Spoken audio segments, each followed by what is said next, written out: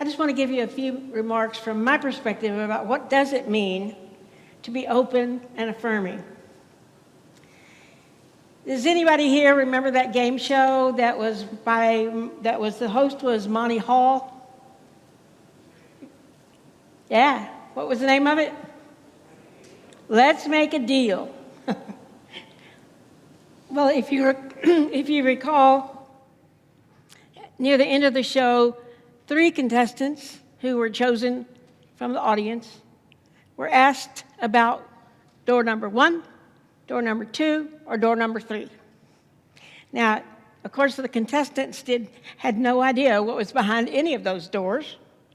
So to choose one could be it could be a risk, because whatever was behind any of those doors, it could be something wonderful like a new car, or it could be something a bit disappointing, maybe like a goat.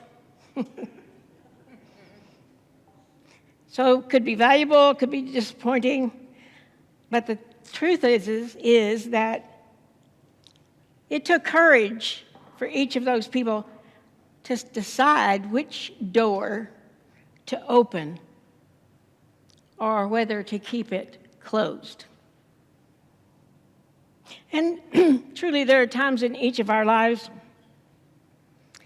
that we're faced with a decision about whether to open a door or not, without knowing what's behind the door, or to decide you want to keep that door closed. It does take courage and curiosity for us to decide. That's where I want to begin our context. This process will require everyone present to decide whether to open that door or close that door.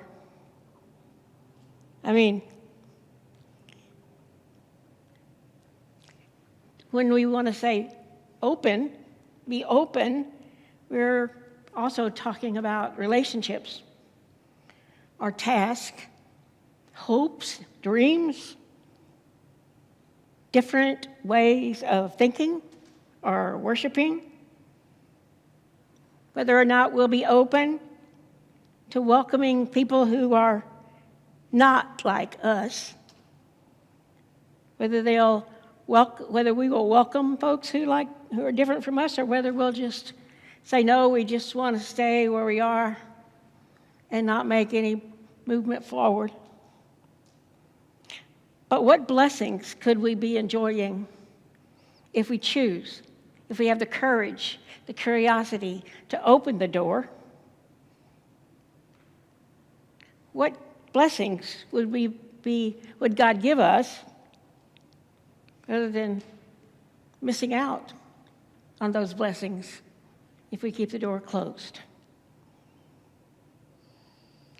We'll never know if we keep the door closed what God had in store, has already prepared for the ways to bless a congregation, especially when it's anything new or different.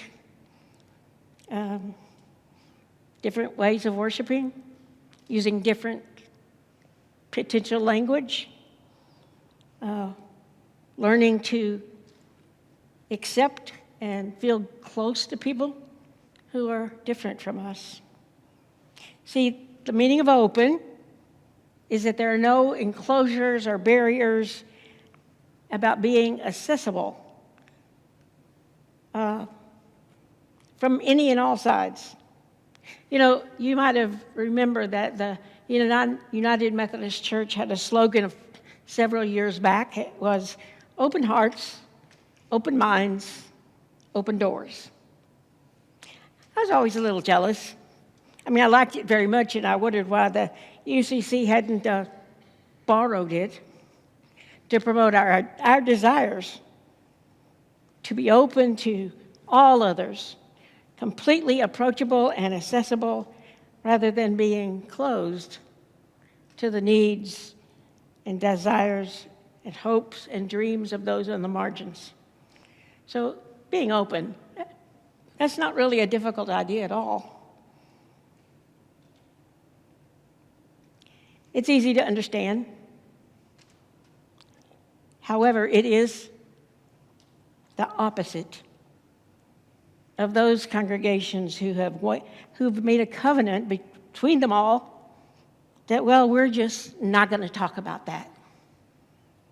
Anything they feel might be divisive. That's some food for thought for you. But let's think about being affirming. That might be a little more challenging because it does require us to be more than open. It requires us to be invested in those who are different from us in a variety of ways. Now, we're invested when we use positive words and actions that will recognize and uplift the value, the worth, the contributions of others. We can also use encouraging words by offering compliments to people that can then both boost their self-esteem, motivation, as well as giving them permission to express their strengths and achievements, their gifts. We can practice active listening by showing genuine interest in what those folks say and then reflecting back what we've heard them say, which will then validate their thoughts and feelings. And we can certainly celebrate their successes. To be celebrating with them, we can reinforce their sense of accomplishment. There are also nonverbal ways to affirm others, such as just smiling, showing respect, being willing to listen, returning a hug, displaying this sense of acceptance, love, and kindness. Whatever we've experienced from God, we extend to those folks who are in those circles. So the goal of affirming is to really build up and with others and then help them feel good about themselves, able to believe that they are worthy of God's love and our love. They are valued by God and the church. Imagine whispering in the ear of a 2-year-old, "I like your smile. I am so lucky to be your friend. It's fun sitting next to you."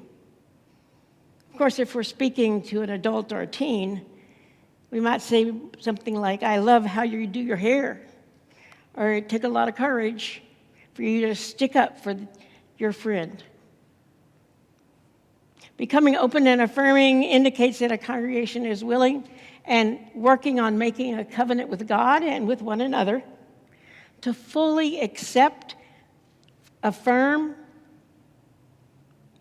and welcome, of course, all individuals, regardless of their sexual orientation, their gender expression, their race or age or economic circumstances, their mental or physical or developmental abilities. And rather, when I think about affirming those of different, we usually refer to them as disabilities. But I personally have a daughter who was born without a right arm and hand. And from living with that young woman for 20 years of her life, I watched her learn how to do whatever she wanted to do, even type with one hand.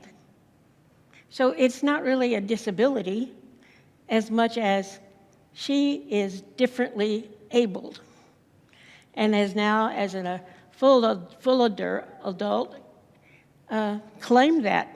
If you went to her Insta page, you would see lots of images of her lifting weights by learning how to use the muscles in her arm from the shoulder to the elbow as a way to balance out her ability, which is different from others and what they do.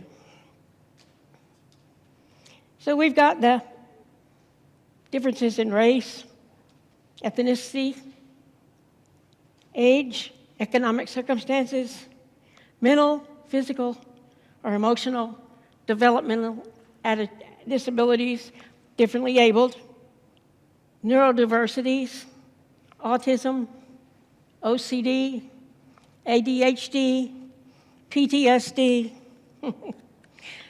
those with learning challenges, those with addictions, who have different languages and backgrounds. And of course, some congregations include single parents, non-traditional families.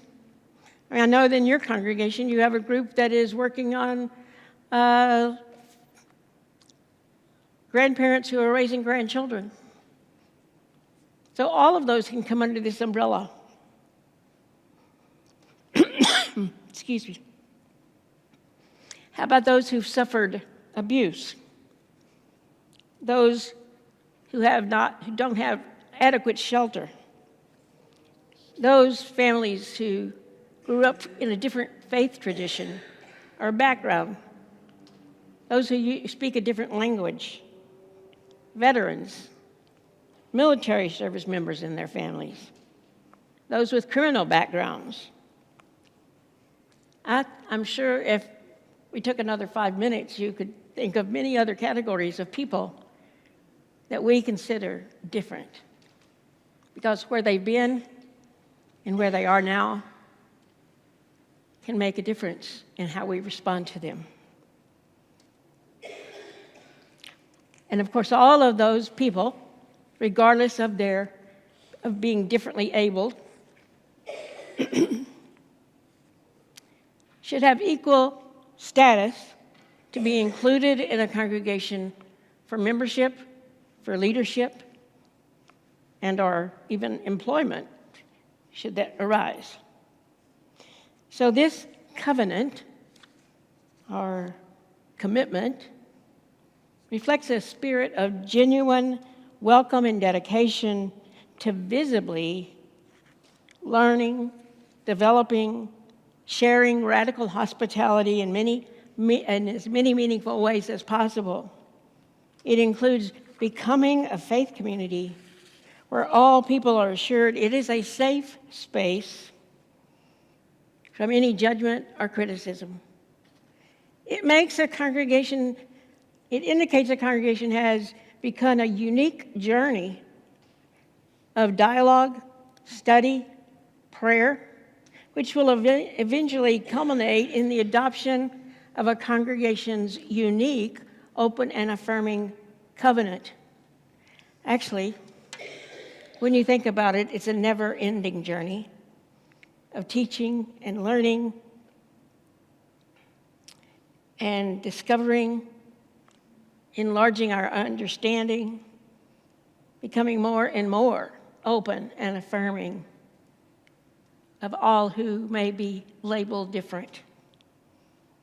So it's really not just completing certain action steps on a checklist.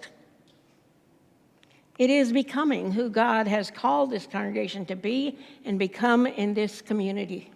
It's not a decision to be taken quickly or lightly, but rather very seriously and thoroughly, so that the entire congregation is on board and included in the process.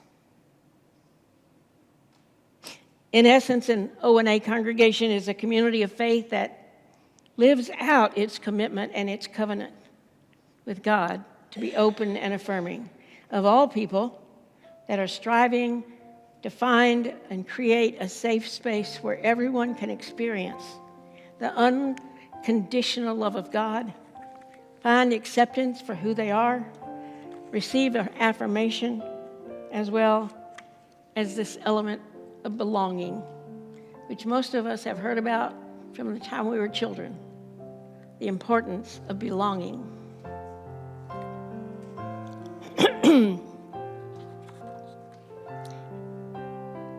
July is Disability Pride Month, and of course that's a unique understanding, especially when it comes to expressing disabilities, and my choice of the words, that person is differently abled.